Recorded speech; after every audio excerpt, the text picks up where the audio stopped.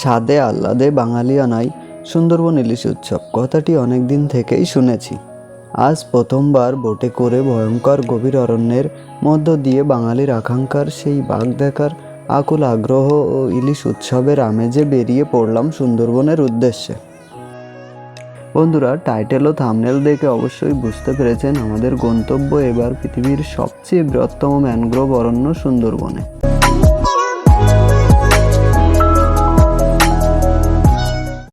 শিয়ালদহ স্টেশনের south line থেকে সকাল 8:24 শিয়ালদহ ক্যানিং লোকাল ধরে আমাদের যাত্রা শুরু হয়।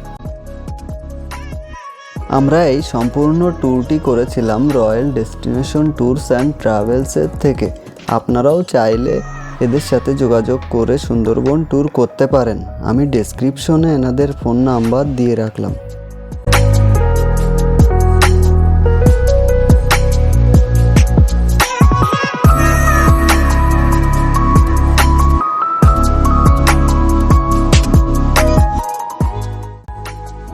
প্রায় 1 ঘন্টা পর ক্যানিং স্টেশন এসে পৌঁছালাম। এখান থেকেই আমাদের সুন্দরবনের যাত্রা শুরু। ট্রাভেলসের পক্ষ থেকে ক্যানিং টু ক্যানিং যাত্রা করানো হয়, সুতরাং স্টেশনে নামতে আমাদেরকে কল করে ওনাদের টোটো বা অটোতে করে আমরা লঞ্চঘাট পর্যন্ত যাব।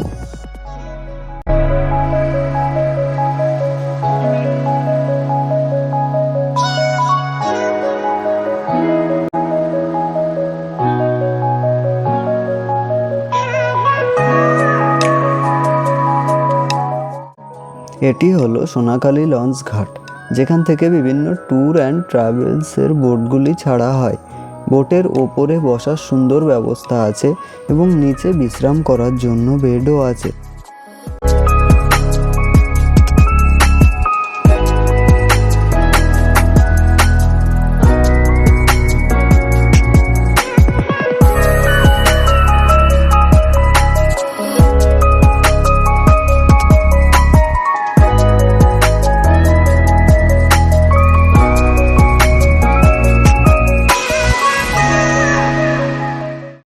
বোটে উঠতেই আমাদেরকে দেওয়া হলো গরম গরম লুচি, আলুর দম, সাথে একটি করে মিষ্টি। সকাল 11টার দিকে টিফিন সেরেই আমাদের বোট ছেড়ে দিল সুন্দরবনের উদ্দেশ্যে।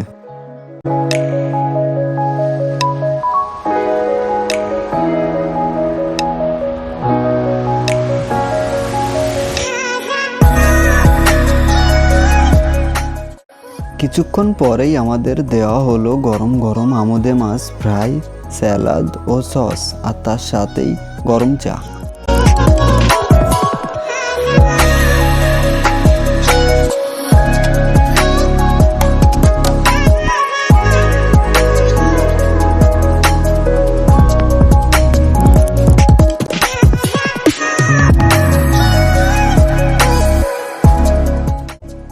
ব্রেকফাস্ট শেষ হতেই চলে এসেছি আজকের প্রথম ট্যুরিস্ট স্পট গোসাবাতে, যেখানে রবীন্দ্রনাথের বেকন বাংলোটি অবস্থিত। এখানকার প্রবেশ মূল্য ছিল 10 টাকা। এই বাংলোটি ব্রিটিশ নাগরিক হ্যামিল্টন 1903 সালে সম্পূর্ণ শক্ত কাঠ দিয়ে তৈরি করেছিলেন। 1932 সালে রবীন্দ্রনাথ ঠাকুর এই গোসাবাতে গিয়েছিলেন এবং এখানে তাদের স্থাপত্য নির্মাণ করা হয়।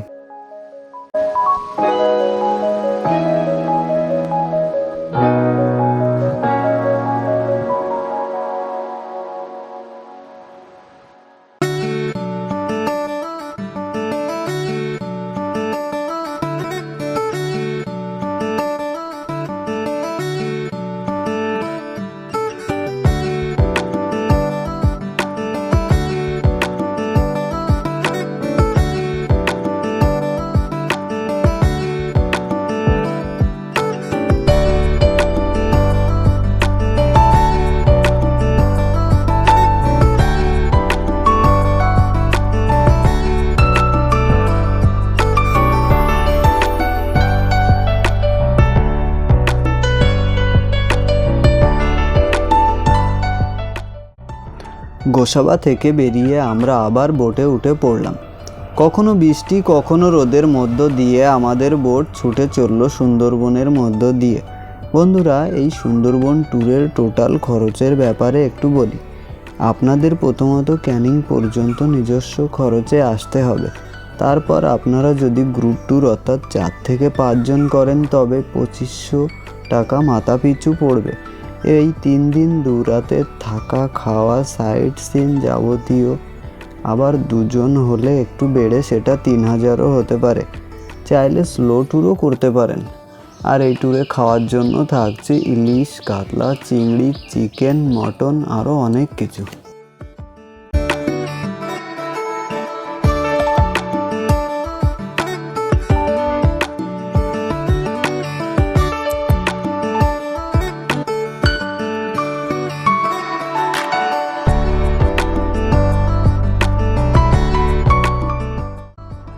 ঠিক 1টা থেকে 1:30টার মধ্যে আমাদের লাঞ্চ রেডি হয়ে গেল। দুপুরে ছিল সাদা ভাত, ডাল, আলু ভাজা, পুঁইশাক দিয়ে ইলিশ মাছের মাথা, সর্ষে ইলিশ, চিংড়ি মাছের মালাইকারি, চাটনি ও পাঁপড়।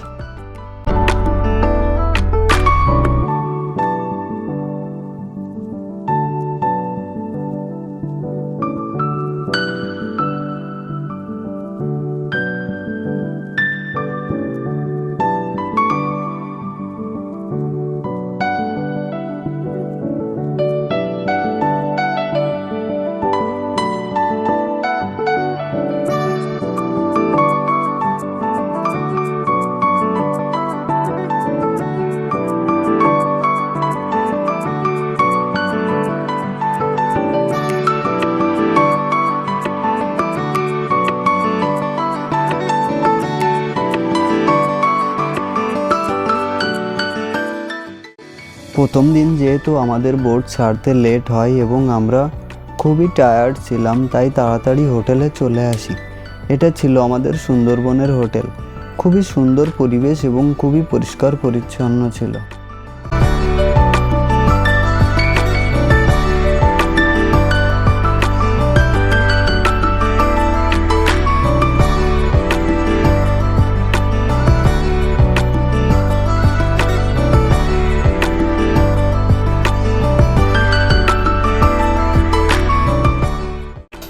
আমাদের রুমটি ছিল নন এসি এবং খুব ভালোভাবে 2 জন বা 3 জন থাকা যাবে। রুম খুবই ক্লিন ছিল। বাথরুমে শাওয়ার এবং ওয়েস্টার্ন টয়লেটের ব্যবস্থাও ছিল।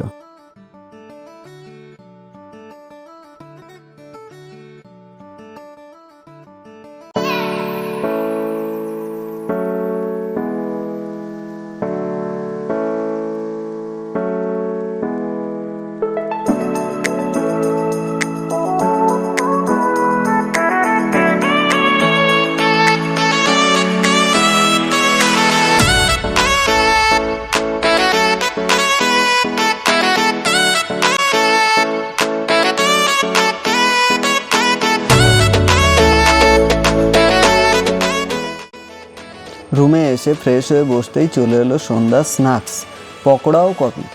স্ন্যাক্স খেয়ে আমাদের ডাকা হলো সুন্দরবনের অন্যতম আদিবাসী নৃত্য ঝুমুর নাচ দেখার জন্য। আমরা সকলেই এই নাচ এনজয় করলাম।